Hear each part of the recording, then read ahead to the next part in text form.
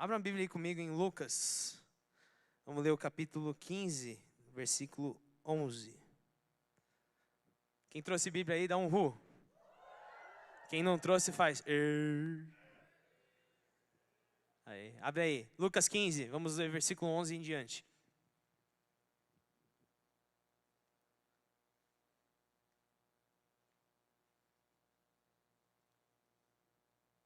Quem achou, dá amém.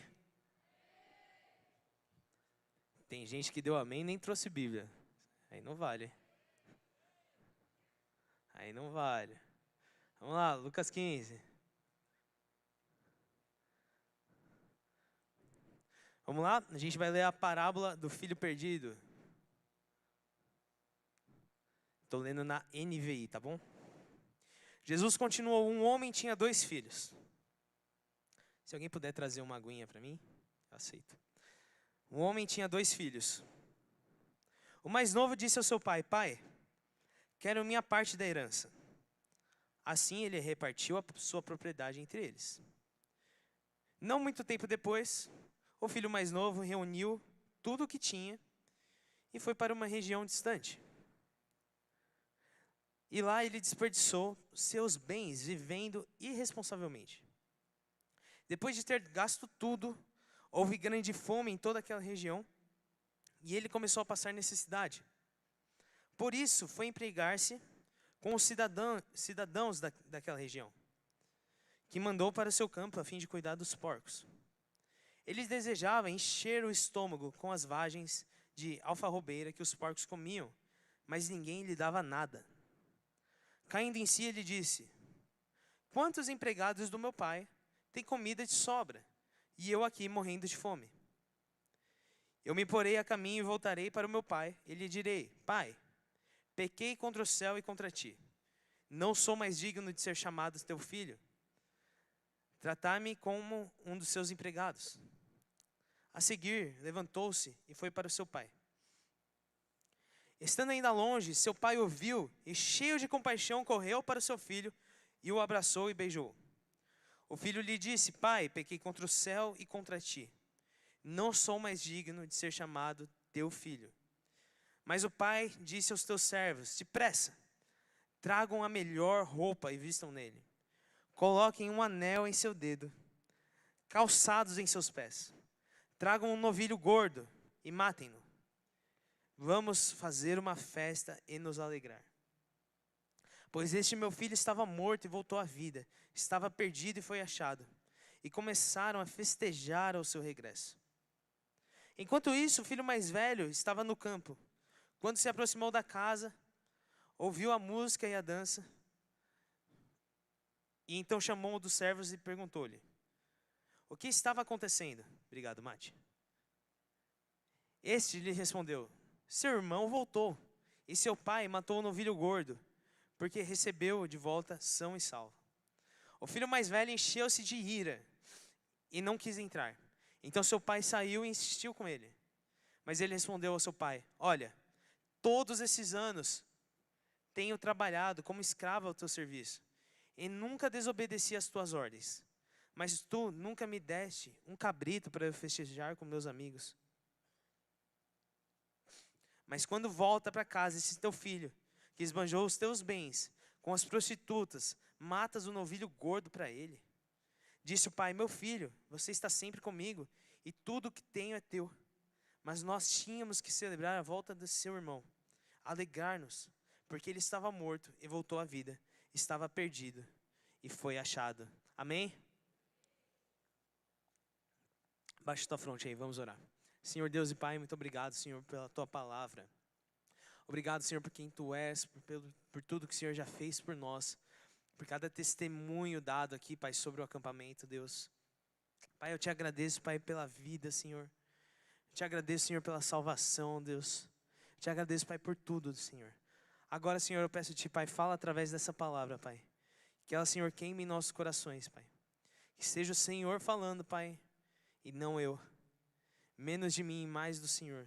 Espírito Santo de Deus, abre os nossos corações, nossos ouvidos para ouvir a Tua voz, Senhor. Eu repreendo agora todo agir do inimigo, Pai, que venha nos atrapalhar. Em nome de Jesus, dá um amém aí. Vamos lá. Primeira coisa que eu gostaria de falar com vocês. O tema da palavra de hoje é geração posicionada. O que o mundo oferece que nos chama tanta atenção, mas tanta atenção, para nós fugirmos da casa do Pai. Para que esse rapaz fuja da casa do Pai. Levando para a gente, o que o mundo nos oferece hoje, que nos chama tanta a nossa atenção, para que a gente fuja da presença de Deus? Ou seja, fuja da casa do nosso Pai, que mora lá nos céus. O mundo, ele tenta armadilhas contra nós. Tem até aquela música, né? O inimigo tenta laços e embaraços pra me... Sei lá, esqueci. Mas o mundo, ele tenta muita coisa. Satanás, ele tenta muita coisa para tirar a nossa atenção. Às vezes pode ser alguma imagem, pode ser pornografia, pode ser mentiras. Muitas vezes é aquele nosso sentimento de fazer parte. Eu preciso fazer parte de um grupo. Eu preciso ter amigos descolados. Eu preciso fazer parte desse grupo de amigos. Então, por causa deles, talvez eu comece a falar um pouco de palavrão.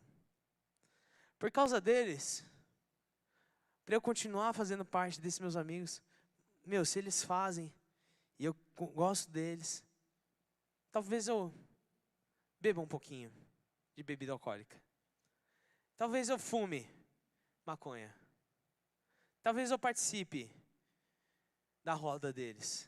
Talvez eu saia com eles de sábado para fumar, para beber. Só que esse talvez não é um talvez. Esse talvez é um sim. Então o mundo oferece coisas e situações para nós que tem uma aparência elegante, tem uma aparência bonita, que tem uma aparência de liberdade. Eu me lembro lá atrás, faz um tempo já, quando eu estava estudando ainda lá no ensino médio e a galera ficava me oferecendo para ir em festinha junto com eles e tal. E eles falavam assim, Mate, lá a gente vai chapar. Vamos chapar, vamos ficar chapado e tal. Só que qual que é a graça? E eu fiz essa pergunta para eles, porque eu já não estava ainda. E eu perguntei para eles, qual que é a graça de você encher sua cara com bebida? Qual que é a graça de você ver pornografia? Qual que é a graça de você mentir? Por que você faz isso? Ninguém soube me responder. Ah, Mate, porque a gente fica mais livre e tal, a gente fala coisas que a gente não falaria. Se você tem que beber para falar coisas que você não falaria, então não bebe. Você já não falaria? Você já não zoaria com isso? Ah, Mate, mas a gente está entre amigos, a gente tem que beber. Não, você não tem que beber. Você não consegue se divertir sóbrio?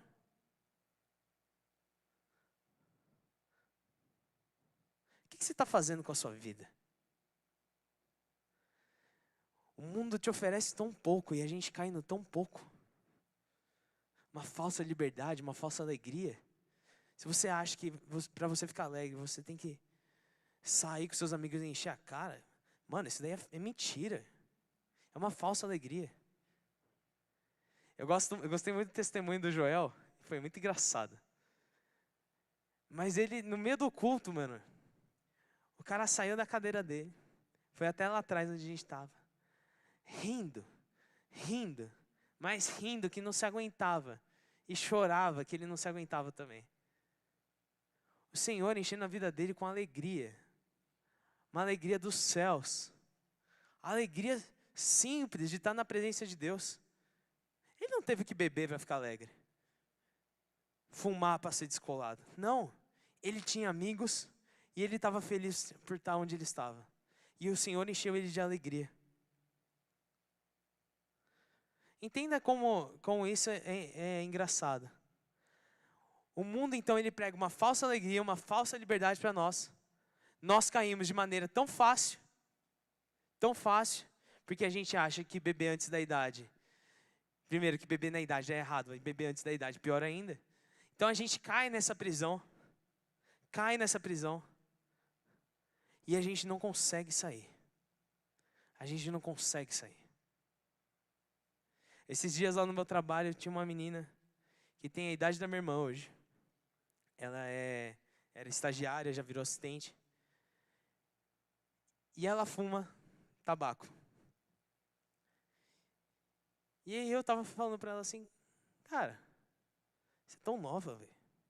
Você tá estragando. Você está se estragando, fumando. Por que você fuma? Não soube me responder. Eu falei assim, por que você não para de fumar? Não consigo, sou viciada. 20 anos, viciada em tabaco. Viciada em cigarro. Mas o interessante que ela falou não consigo. Eu não consigo parar de fumar.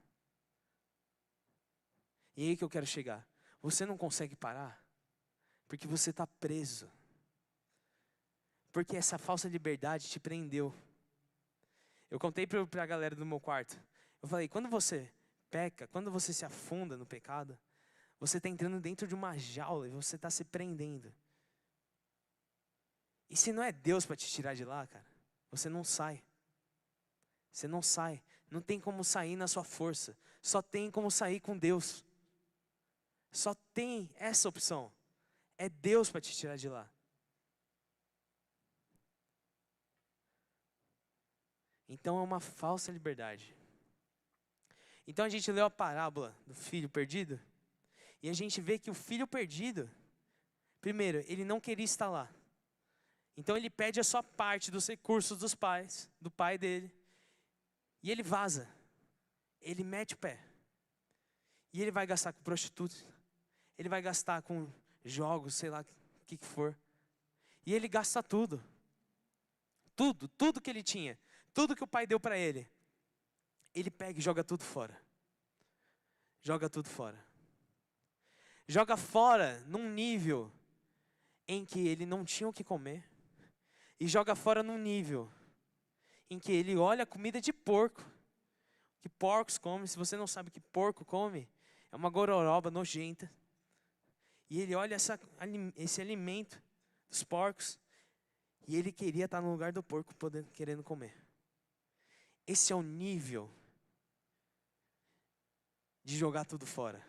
Esse é o nível que eu e você, a gente pode se chegar se a gente cair. Se a gente se enfiar nesse buraco. É um nível tão profundo, que só o Pai para tirar a gente de lá. Mas o interessante é, quando ele está lá naquela situação, ele se lembra, na casa do meu pai, até mesmo os empregados têm o que comer e o que beber. Então ele sai de lá. Esse pensamento que a gente tem às vezes, o pensamento de tipo assim, cara, o que eu estou fazendo aqui? Onde é que eu vim parar? Mano, eu estou no fundo do poço. O que eu estou fazendo nesse lugar? Isso é o Espírito Santo te convencendo que esse lugar não é para você. E quando ele te dá o sinal, quando você voltar para a igreja, sabe lá na igreja, lembra quando você tinha Jesus? Lembra quando você era meu filho? Nenhuma dificuldade era tão grande que eu não podia tirar. Então esse menino, ele sai do ambiente que ele estava, perdido, dando alimento para os porcos. E ele se lembra, na casa do meu pai, até os empregados tinham que comer o que beber. Então ele vai para a casa do pai. E a Bíblia fala, no caminho para a casa do pai, o pai o vê de longe e sai correndo. E ele abraça. E ele abraça esse filho que voltou. Dá um anel.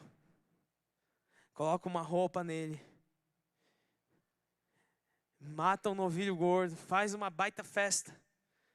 Porque o filho que estava perdido voltou para casa. E é assim que o Senhor nos recebe quando nós voltamos. Ele faz uma festa para você. Ele faz uma festa para te receber de volta. Quando aquelas pessoas aceitaram Jesus no acampamento, o Senhor estava fazendo uma festa lá no céu. Mas não era qualquer festinha não, era a festa. A festa. Porque aquele perdido foi achado. Aquele filho que estava com os olhos obscuros, teve os olhos clareados. E voltou para a casa do pai. E voltou para a casa do pai. Porém, a gente tem uma outra visão, continuando o texto, que é do filho mais velho. E o filho mais velho, quando sabe que o menino, que o seu irmão mais novo, voltou para a casa do seu pai. E ele vê que o pai dele está fazendo uma baita festa, porque esse menino voltou, ele fica irado. Ele fica doido de raiva. Ele fica doido de raiva, por quê? Porque ele estava lá, nunca fez nada de errado, sempre seguiu o que o pai falava. E o pai nunca deu uma festinha para ele. Então ele fica doido o pai dele, doido o pai dele. E o que eu quero falar para você hoje é, o quão egoísta nós podemos ser quando um filho ou uma pessoa que estava no pecado volta e nós que já estamos no Senhor, já estamos bem, já estamos, top, vivendo a bênção do Senhor, nós não o acolhemos porque nós estamos de olho no pecado dele. Vamos supor, um amigo seu, que você não gosta dele, então não é amigo, né? É inimigo. Uma pessoa que você não gosta mesmo. Chega um dia, você não está nem sabendo. Mas chega um dia, essa pessoa cola aqui no Soul. E aí, o pregador faz um apelo de salvação. E ele aceita Jesus. Você vai ser o tipo de pessoa que quando ele aceitar Jesus, você sai correndo e dá um abraço nele, porque um filho voltou para casa. Ou você vai ser o tipo de pessoa tipo, ô Kleber, tá vendo aquele cara lá? Mano, só fazia besteira, velho. Falava palavrão. Ficava com todas as meninas da escola. Bebia, saía pra beber, fumava maconha. Kleber, zoado esse moleque, velho. Duvido que ele tenha aceitado Jesus. Duvido. Que tipo de pessoa nós estamos sendo? Quem somos nós? Quem somos nós para julgar o pecado de alguém? Ou o que Deus dá ou tira dessa pessoa? O Senhor tem um plano preparado para cada um de nós. Você concorda ou discorda com isso? Se você concorda, dá amém aí mais alto. Amém. Então o Senhor tem um plano para mim e para você. Agora, o Senhor não pode ter um plano para alguém que vivia uma vida de pecado? O Senhor não pode ter um plano de salvação para essa pessoa? O Senhor só morreu na cruz por você? O Senhor morreu na cruz por todos nós? Aquela prisão que a gente falou que o filho mais novo estava vivendo, o Senhor foi lá e abriu e tirou ele de lá. O Senhor liberta a gente. A verdadeira liberdade vem do Senhor. Então o Senhor nos liberta dessa falsa prisão, dessa falsa liberdade que a gente vive. Esse pecado que te consome. Então quem somos nós para julgar alguém que estava vivendo no pecado que voltou para Jesus? Porque nós somos tão piores quanto. Paulo dizia, dos pecadores, eu sou o pior. Paulo, um dos maiores pregadores do Novo Testamento, dizia: dos pecadores eu sou o pior. Aquele que corrigia igrejas dizia essas palavras. Então quem somos nós para julgar alguém?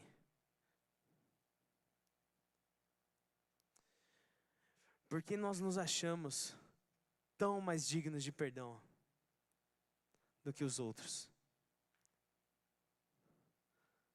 O Senhor tem um plano preparado para cada um de nós. Amém? Então nós temos que nos alegrar quando o filho volta para casa. Nós temos que nos alegrar, sair correndo como aquele pai e abraçar essa pessoa que voltou para casa. Por quê? Porque a nossa posição é de filho de Deus. A nossa posição é de amor. Não é uma posição de ódio, não é uma posição de iras. Amém? Se você ver comigo lá em Daniel, capítulo 1, a gente tem a história de Sadraque, Mesaque, Abednego e o próprio Daniel. Aquele que eles foram escolhidos pelo rei babilônico.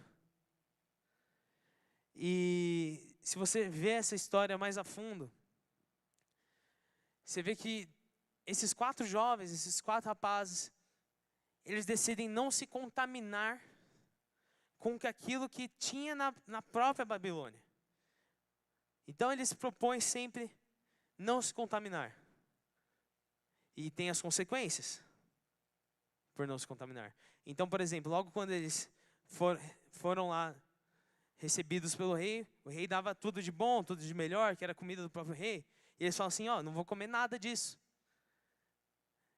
E aí o oficial ele fala assim: não, você tem que comer. Ele fala: não, nós não vamos comer. E quando chegar o tempo, nós seremos mais inteligentes. Nós seremos melhores que aqueles outros. Porque nós não vamos nos contaminar com o que está aqui. Então perceba, esses 4 jovens, eles tomaram uma posição de serem servos e filhos de Deus.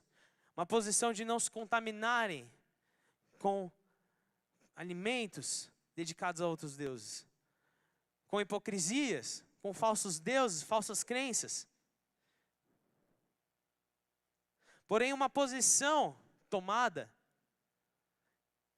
muitas vezes, pode nos levar à morte.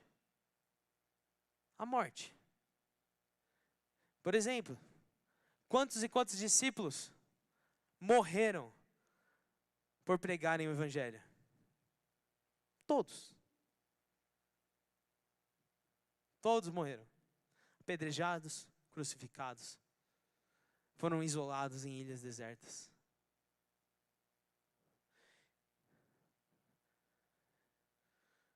Às vezes, não morreram. Por exemplo, esses 4 jovens foram jogados em covas dos leões. Foram jogados em chama ardente. E o que o Senhor fez? O Senhor com a sua mão os livrou da chama, da cova, da boca dos leões. Porém, o que eu quero que você entenda é que, mesmo podendo às vezes levar à morte, uma posição certa, tomada, pode ser usada por Deus para salvar milhares e milhares e milhares de vidas. Milhares de vidas. Às vezes aquele teu amigo lá na escola pode ser o próximo Billy Graham e você nem está sabendo. E às vezes você está lá para ser como Estevão, que tremeu na base quando foi orar por Paulo, porque Paulo era perseguidor dos cristãos. E você está lá, aquela pessoa que não gosta, que te julga. E você está lá simplesmente para falar de Jesus para ela. Porém, você tem falado? Que posição você tem tomado? Esses dias eu vi no Instagram um vídeo bem interessante, que era um rapaz, já de idade mais avançada, e ele estava no ônibus com um cartaz assim, tipo, Jesus está vivo, alguma coisa assim, Jesus te ama.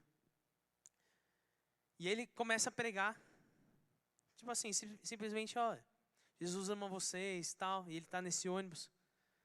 E aí tem um rapaz com o telefone na mão, um pouquinho mais à frente, ele joga o telefone, ele vai lá até onde esse cara tá com o cartaz. Ele dá um tapa no cartaz, pum. Depois ele dá um tapa no cara, pá. E fala assim, ó, por que você tá falando essas coisas aqui? Esse teu Jesus aí não existe. O rapaz, ele pega o cartaz, e fala assim, ó, não tem problema se você não acredita. Eu só tô aqui e eu vou pregar o evangelho em paz. E o cara, ele pega e dá um tapão de novo no cartaz. Dá outro tapa no cara. As pessoas do ônibus ficam em choque.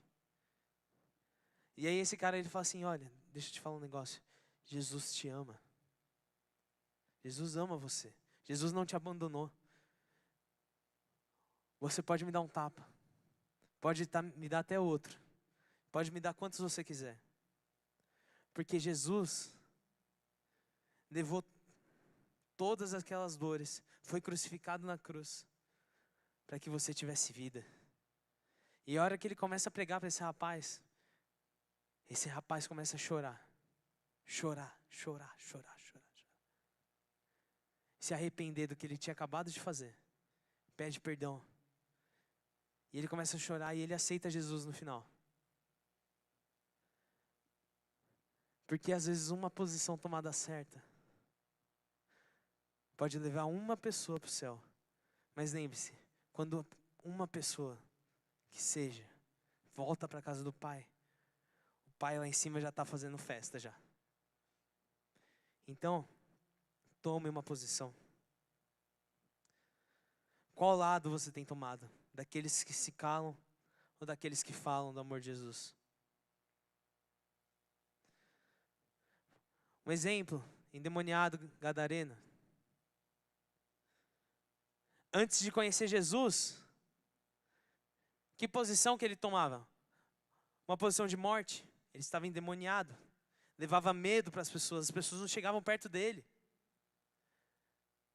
Porém, quando ele tem um encontro de Jesus, a primeira coisa que ele faz, depois de voltar ao normal, Jesus, eu quero te seguir. Eu quero te seguir. Onde você vai, eu quero te seguir. Jesus fala, você não vai me seguir. Tá bom, eu não vou te seguir, então eu vou pregar da tua palavra onde quer que eu for. Ele começa a ir nas cidades ao redor e pregar a vida, porque ele toma uma posição de vida e não uma posição de morte que ele estava vivendo. Abram comigo a Bíblia lá em 2 Timóteo, capítulo 1. Depois de 1 Timóteo. Se você não consegue encontrar. 2 Timóteo, capítulo 1.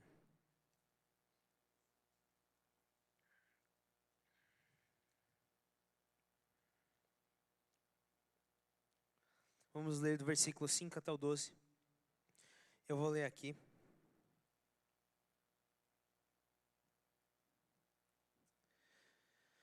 Recordo-me, ele falando para Timóteo aqui, da sua fé não fingida, que primeiro habitou em sua avó Lóide, em sua mãe Eunice, e eu estou convencido de que também habita em você. Por essa razão, torno a lembrá-lo, de que mantenha viva a chama do dom de Deus que está em você, mediante a imposição das minhas mãos. Pois o Senhor não nos deu espírito de covardia, mas de poder, de amor e de equilíbrio. Portanto, não se envergonhe de testemunhar do Senhor, nem de mim, que sou prisioneiro dele. Mas suporte comigo os meus sofrimentos pelo Evangelho, segundo o poder de Deus, que nos salvou e nos chamou com sua santa vocação. Não em virtude das nossas obras, mas por causa da sua própria determinação e graça. Essa graça nos foi dada por Cristo Jesus, desde os tempos eternos, sendo agora revelada pela manifestação do nosso Salvador, Cristo Jesus. Ele tornou inoperante a morte e trouxe à luz a vida e a imortalidade por meio do Evangelho. Desse Evangelho foi constituído pregador, apóstolo e mestre. Por essa causa também sofro, mas não me envergonho, Porque sei em quem tenho crido, e estou bem certo de que Ele é poderoso para guardar o que lhe confiei até aquele dia. Amém? As cartas de Paulo a Timóteo são cartas de instrução a Timóteo, de um professor para um aluno. E basicamente, nesse texto que a gente acabou de ler, é Paulo falando para Timóteo o seguinte: olha, Timóteo, tome uma posição. Não se envergonhe do Evangelho. Não se envergonhe daquilo que eu sei que está em você, do dom de Deus que está em você. E eu volto a te perguntar, você tem tomado uma posição? Que lado você tem ido? Para que lado você tem seguido? Qual tem sido a sua posição? Qual tem sido o seu posicionamento na sua roda de amigos? Você tem tomado uma posição de filhos de Deus? Com certeza agora, quase todos estão. Por quê? Voltei do acampamento, estou avivado, estou em chamas por Jesus.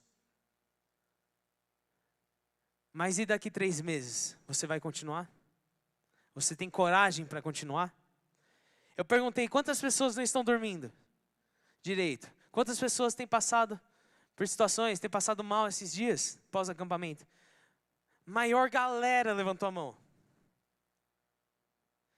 E mesmo sabendo que você pode passar por tudo isso pelo resto da sua vida, você vai continuar falando do Evangelho ou não?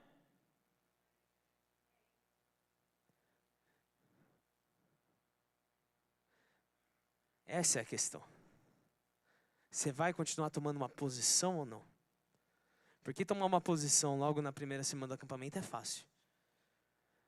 Agora, se você nunca mais for no acampamento, você vai continuar tomando essa posição de filho e servo de Deus? Se você não pisar numa igreja, você vai tomar a posição de filho e servo de Deus?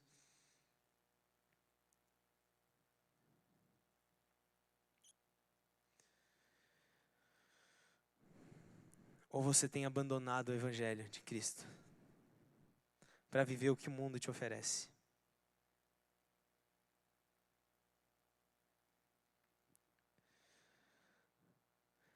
Você não vai num acampamento para você ser cheio e depois se esvaziar na primeira oportunidade. Demas, como Timóteo, era seguidor não, andava junto com Paulo. Pregava o Evangelho junto com Paulo.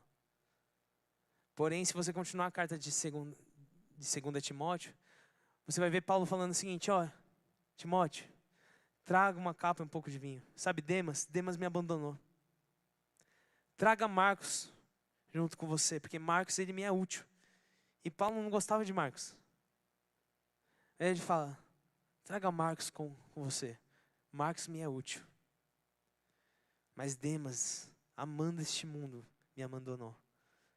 Demas conhecia o Evangelho. É como se Demas vivesse num acampamento ali com Paulo. Todos os dias ele pregando o Evangelho, orando por pessoas, falando de Jesus, ouvindo a palavra. E mesmo assim ele abandona. E não foi o suficiente. Judas andava com Jesus, próprio Jesus em pessoa todos os dias. E mesmo assim ele abandona e trai. Você tem abandonado o Evangelho para viver o que o mundo te oferece? A gente não vai para o acampamento e volta cheio para se esvaziar na primeira oportunidade e passar a viver o que o mundo prega para a gente. A gente vai para o acampamento para voltar transbordando em outras pessoas. Para voltar transbordando nos seus amigos da escola. E aí? Qual posição você vai tomar? Qual lado você tem tomado? Pode ficar de pé aí no seu lugar, o louvor pode subir. Qual lado você tem tomado? Eu gostaria de fazer 2 momentos de oração com você. Porém, nesse primeiro, E é engraçado, né, que antes da palavra a gente estava cantando aquela música. E calhou muito bem, por sinal. Por Ele que eu estou gastando a minha vida. Porém, a gente tem gastado a vida por Ele? A gente tem perdido tudo com amor e com alegria? Eu posso dizer para você, eu perdi pelo menos 100 amigos. Pelo menos, quando eu decidi botar meus pés em Jesus. Não em Jesus literalmente, mas botar meus pés e indo na presença de Deus. Pelo menos 100 foram embora. E eu era uma pessoa que eu tinha muito amigo. Eu era uma pessoa que eu tinha irmãos. E eu perdi todos. Porque por Ele que eu estou gastando a minha vida. Por quem você está gastando a tua vida? Qual posição você tem tomado? A quem você está dando ouvidos? Está dando ouvidos para o mundo? Ou você está dando ouvidos para o Senhor dos Senhores, Rei dos Reis? Porque quando chegar o final, eu quero falar as palavras que Paulo fala. Eu combati o bom combate. Eu guardei a fé. E aí eu poderei descansar junto com meu Pai lá no céu. Porque não importa o que você faça, desde engenheiro, desde advogado, desde cientista, desde um lixeiro,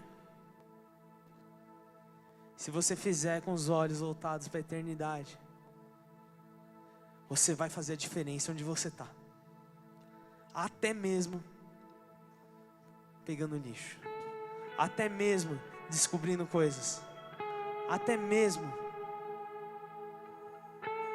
na medicina, não importa onde, se for feito com os teus olhos, com o posicionamento de filho de Deus, seus olhos voltados lá no céu, vai fazer a diferença onde você está.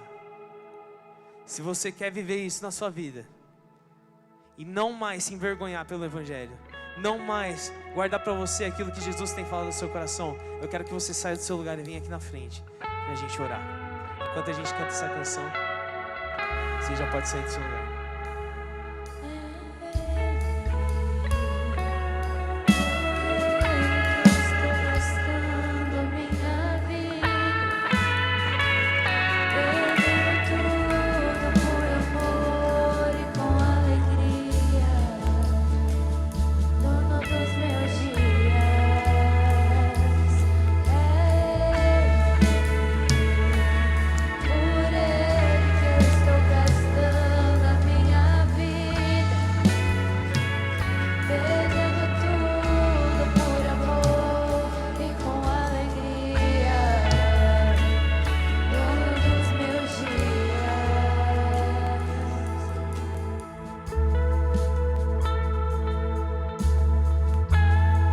Se você ainda está no seu lugar, eu entendo que então é porque você já tem pregado o Evangelho de Jesus. Já tem sido uma bênção onde você está. Ou realmente porque você não tem interesse em se dar mais. Eu não estou falando para você morrer porque você está pregando a palavra. Mas e se eu morrer? Se eu morrer, que a minha morte glorifique o nome de Jesus. Que eu tenha vivido uma vida que vale a pena. Que eu tenha vivido algo pelo que vale a pena lutar. E vale a pena lutar pela sua vida. Vale a pena lutar para que você tenha salvação. Vale a pena viver pregando o Evangelho. Porque eu quero ver todo mundo lá no céu. Eu quero ver esse sol lá no céu. Eu quero ver quando Jesus chegar lá em cima e falar assim: fala galera, quem tá animado aí pra festa no céu. Eu quero ver todo mundo. Porque é isso que vale a pena. Eu não quero ver meus amigos perecerem. Eu não quero ver meus amigos morrerem e irem para o inferno. Eu quero meus amigos comigo lá no céu. E uma posição minha tomada pode transformar a vida deles. Uma posição sua tomada pode transformar quem está ao seu redor. E é por isso que a gente vai orar hoje. Baixe seus olhos. Pai, em nome de Jesus, eu coloco cada vida aqui em tuas mãos, ó Deus.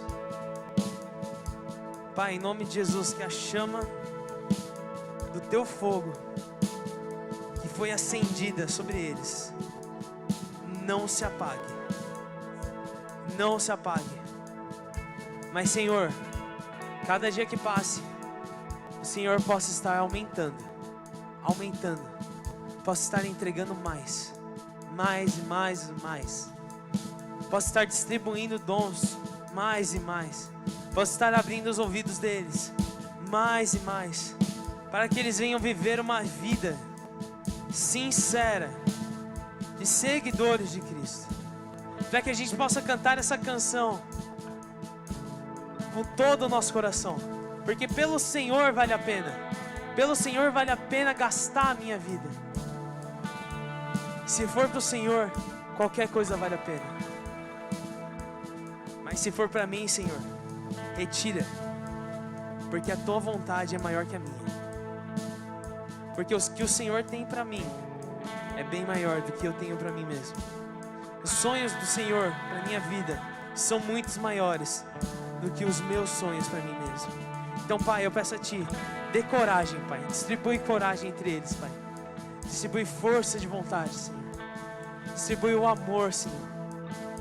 Pai, em nome de Jesus, toda a brecha do inimigo aberta, Senhor. O Senhor possa estar fechando agora, em nome de Jesus. Pai, que todo pecado o Senhor possa estar retirando, em nome de Jesus. Nós nos arrependemos, Pai. E queremos ter uma vida sincera de filhos de Deus. Uma vida voltada para Ti, Senhor. Em nome de Jesus. Em nome de Jesus. Dá um amém aí. Aplauda o Senhor. Ele virá, Soberano em poder. Ele virá, E o governo está nele, vejam ele traz consigo a sua recompensa. Ele virá, soberano em poder. Ele virá, e o governo está nele, consigo a sua recompensa. Eu queria orar por você, por mais uma situação, rapidinho. No começo da palavra eu perguntei aqui, quem tem passado mal essa semana, levanta as mãos. Quem tem passado por dificuldades, levanta as mãos lá na sua escola, independente de onde você está. Se você tem sentido uma presença ruim na sua casa, fica com a mão levantada aí no seu lugar. Se você tem passado mal, fica com a mão levantada. Se teus pais têm passado por acidentes, têm dificuldades na sua casa, levanta as mãos aí. Eu vou orar por você agora, eu quero que você repreenda aí no seu lugar. Feche seus olhos. Pai, em nome de Jesus.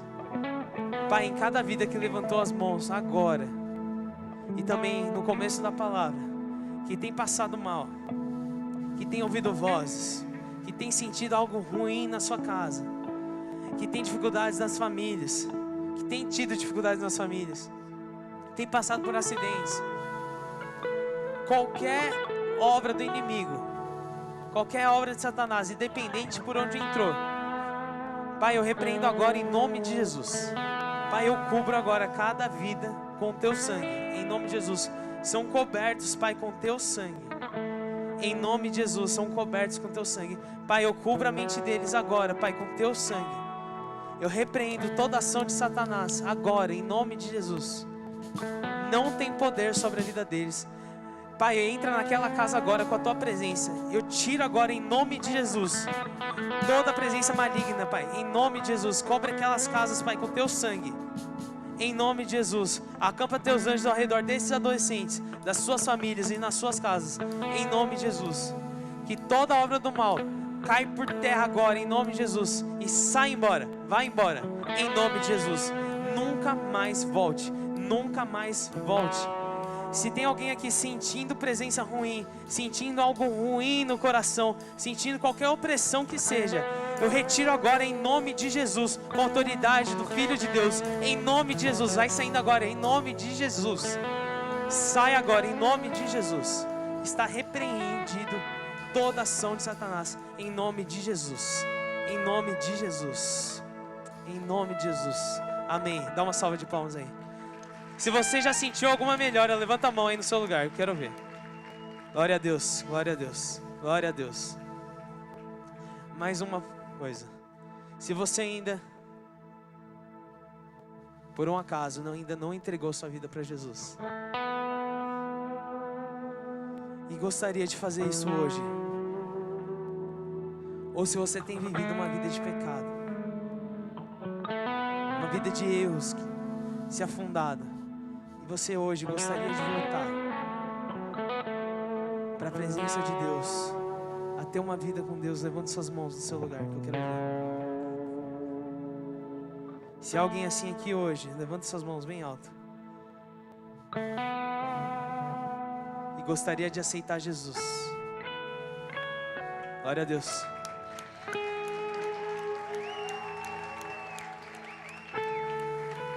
Pedir para um líder aqui vir aqui abraçar ele. Adolescente. Você também? Glória a Deus. Glória a Deus. Tem mais alguém? Levanta suas mãos bem alto. Gostaria de voltar para a presença do Senhor. Gostaria de voltar para os caminhos de Deus. Levanta sua mão aí para eu ver. Em nome de Jesus. Amém. Glória a Deus. Vamos orar aqui por eles. Se você puder, levanta sua mão para abençoá-los. Pai, em nome de Jesus, Pai, eu coloco a vida desses dois em tuas mãos, ó Deus. Repete a oração comigo agora. Pai, eu hoje entrego a minha vida ao Senhor Jesus. Eu creio que um dia o Senhor veio ao mundo como homem, morreu em meu lugar naquela cruz, ressuscitou no terceiro dia, foi ao céu e voltará um dia em poder e glória. E eu subirei aos céus com o Senhor. Pai, perdoa os meus pecados, eu me arrependo. E que minha vida seja exemplo de filhos de Deus. Eu hoje entrego a minha vida ao Senhor, em nome de Jesus. Amém. Amém. Aplauda o Senhor no seu lugar. Glória a Deus.